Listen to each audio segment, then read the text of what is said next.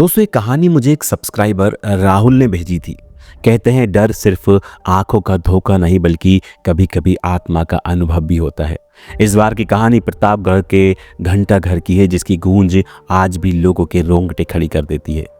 प्रतापगढ़ शहर में बना घंटाघर दिन में तो आम जगहों जैसा लगता है, एक व्यस्त चौराहा, चारों तरफ आवाजाही और लोगों की चहल पहल।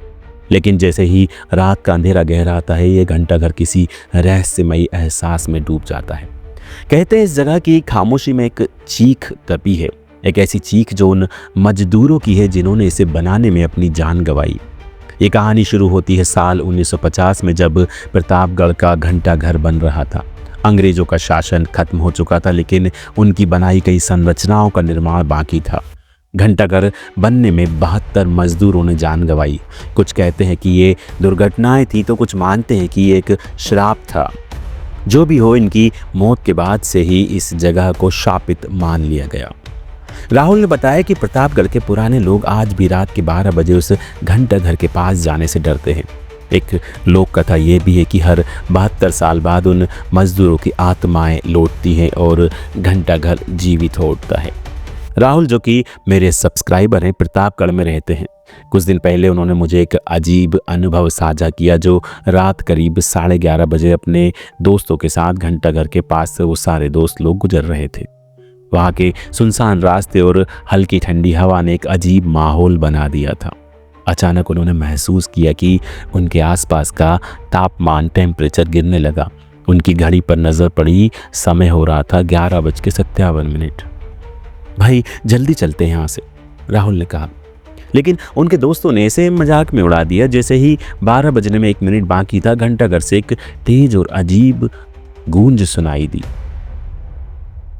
वो आवाज इतनी भयानक थी कि उनके पैर कांपने लगे। घंटाघर की छवि अचानक बदल गई। वहां एक अजीब रोशनी दिखाई देने लगी। राहुल ने बताया कि उन्हें ऐसा लगा कि जैसे छाया में कुछ आकृतियां घूम रही थी, सफेद धुंध सी आकृतियां जिनके चेहरे साफ नहीं दिख रहे थे। राहुल और उनके दोस्तों ने तुरंत वहां से भागने की कोशिश की, लेकिन उनके कदम जैसे जकड़ गए। ऐसा लग रहा था कि कोई उन्हें रोकना चाहता है।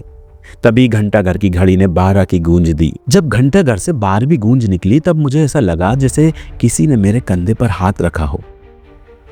पीछे मुड़कर जब मैंने देखा तो कोई नहीं था, लेकिन मेरे कानों में किसी के फुसफुसाने की आवाज आई। वो बार बार एक ही बात कह रहा था, हमारा बदला, हमारा बदला। उस रात राहुल जैसे तैसे वहां से भाग निकला, लेकिन उसके दोस्तों में से एक विक्रम घंटाघर के पास ही बेहोश हो गया। उसे होश तब आया जब वो अस्पताल में था। विक्रम ने बताया कि बेहोश होने से पहले उसने एक भूतिया आकृति को अपने करीब आते देखा था, एक जला हुआ चेहरा जिसकी आंखों से खून बह रहा था। घटना के बाद राहुल और उसके दोस्तों ने तय किया कि वो इस रहस्य को सुलझाएंगे। घंटाघर के पीछे क्या कहानी है, उन 72 मजदूरों की मौत का सच क्या था, और हर साल 72 साल में ये घटनाएं क्यों होती हैं। राहुल ने अपने दादाजी से बात की, जो प्रतापगढ़ के पुराने इतिहास के बारे में काफ़ी जानते थे। दादाजी ने बताया कि ये घंटाघर 1950 में बना था, लेकिन इसके निर्माण के दौरान कई मजदूरों की मौत हो गई थी। एक कहानी यह भी थी कि अंग्रेज़ों ने इसे जल्दबाजी में पूरा करने का आदेश दिया था और निर्माण सामग्री में गड़बड़ी के कारण हादसे हुए। लेकिन कुछ लोग इसे एक श्राप मानते थे। दादाजी ने एक और चौंकाने वाली बात बताई। उन्होंने कहा कि घंटाघर का निर्माण एक पुराने मंदिर की जगह पर हुआ था। वो मंदिर काली शक्ति की पूजा के लिए प्रसिद्ध था। जब घंटाघर का निर्माण हुआ तो मंदिर को तोड़ दिया गया और वहाँ की मूर्तियाँ गायब हो गई। लोग मानते हैं कि ये श्राप उस मंदिर के टूटने का परिणाम है। राहुल और उसके दोस्तों ने एक टीम बनाई और घंटाघर के रहस्य को जानने के लिए इस जगह पर रात के समय जाने की योजना बनाई। इस बार उनके साथ एक स्थानीय इतिहासकार विजय भी था, जिसने घंटाघर से जुड़े दस्तावेजों की जांच की थी। विजय ने बताया कि घंटाघर के नीचे एक बंद सुरंग है। इस सुरंग का इस्तेमाल पहले मंदिर के पुजारी करते थे, लेकिन अब वो बंद है। रात के करीब 11:45 पर राहुल, विजय और उसके दोस्त घंटाघर के पास पहुंचे। चारों तरफ सन्नाटा था, केवल हवा की सरसराहट सुनाई दे रही थी।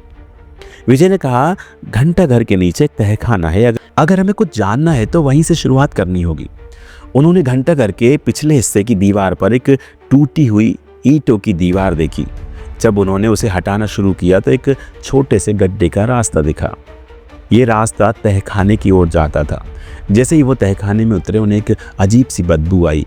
वहाँ का माहौल भारी था, जैसे वहाँ की हवा में कुछ बुरा अटका हो। दीवारों पर काले निशान थे, जैसे किसी ने वहाँ आग लगाई हो। तहखाने के बीचों बीच एक बड़ा पत्थर रखा था जिस पर लाल रंग के धब्बे थे। विजय ने कहा, यह यज्ञ वेदी जैसी लगती है, शायद मंदिर में यहाँ बलि दी जाती थी। जैसे ही वे इस पत्थर के करीब गए, अचानक घंटाघर की घड़ी ने 12 बजने की गूंज दी। गूंज इतनी तेज थी कि उनके कान सुन्न हो गए। उसी समय तहखाने की दीवारों से अजीब सी आवाज़ें आने लगी। तहखानों के चारों कोनों से सफ़ेद धुएं जैसी आकृतियां निकलने लगी। ये वही आकृतियां थी जो राहुल ने पहले घंटाघर के पास देखी थी। अचानक एक गहरी और भारी आवाज़ गूंजी, तुमने हमें तुड़वाया है, तुमने हमें मारा है, तुमने हमारा मंदिर छीना है, अब तुम भी भागोगे और तुम भी मरोगे। राहुल और उसके दोस्तों ने देखा कि सफ़ेद धुएं की आकृति एक चेहरा बनाते हुए उनकी तरफ बढ़ रही थी। चेहरा जला हुआ था, उनकी आंखों से खून बह रहा था। विजय ने अपनी किताब से कुछ मंत्र पढ़ने की कोशिश की, लेकिन वो आवाज़ और तेज हो गई। राहुल और उसके दोस्तों ने जैसे तैसे तहखाने से बाहर भागने की कोशिश की, लेकिन जब उन्होंने बाहर निकलने का रास्ता देखा तो वो बंद हो चुका था। हम फंस गए हैं, राहुल ने कहा। राहुल और उसके दोस्त तहखाने से बाहर निकलने की कोशिश करने लगे। गहराई में छिपे डर और लगातार आती आवाज़ों के बीच विजय ने एक छोटी सी दरार देखी। उसने कहा, शायद इस दरार से हम बाहर निकल सकते हैं।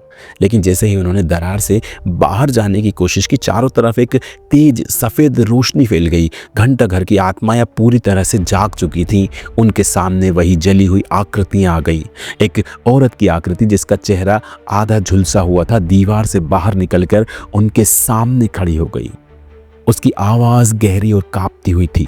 उसने कहा, तुमने हमारे मंदिरों को नष्ट किया है, हमारी आत्माओं को चैन से सोने नहीं दिया, अब तुम सबको हमारे साथ रहना होगा। राहुल ने हिम्मत जुटाकर कहा, हम इस श्राप को खत्म करने आए हैं, बताओ हमें क्या करना होगा।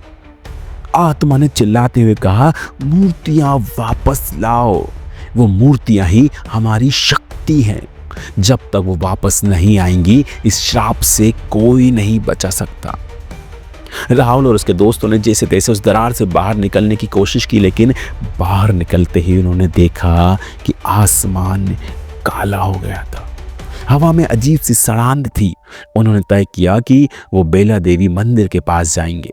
रास्ते में अजीब अजीब आवाज़ें उनका पीछा कर रही थी। ऐसा लग रहा था जैसे कोई उनके पीछे भाग रहा है। हर कदम के साथ उनकी बेचैनी और बढ़ती जा रही थी। बेला देवी मंदिर पहुंचने के बाद उन्हें मंदिर के पास एक पुराना कुआं दिखा। विजय ने कहा, दस्तावेजों के मुताबिक मूर्तियां यहीं कहीं दबाई गई होंगी। वे सभी खुदाई करने लगे और हर बार जब वे मिट्टी हटाते तो उन्हें ऐसा लगता जैसे किसी ने उनकी पीठ पर हाथ रखा हो। आखिरकार उन्हें एक लकड़ी का बड़ा सा बॉक्स मिला। बॉक्स को खोलने पर उसमें 3 मूर्तियां थीं, एक देवी की और 2 उनके रक्षक देवताओं की। मूर्तियां काली और चमकीली थीं और जैसे ही उन्होंने उन्हें छुआ, घंटाघर से तेज घंटियों की आवाज़ें गूंजने लगी। मूर्तियों को लेकर वे जल्दी से वापस घंटाघर पहुंचे और जैसे ही उन्होंने मूर्तियों को घंटाघर के तहखाने में रख दिया, सफ़ेद धुएं की आकृतियां उनकी तरफ बढ़ने लगीं, लेकिन इस बार उनके चेहरों पर गुस्सा नहीं, शांति का भाव था।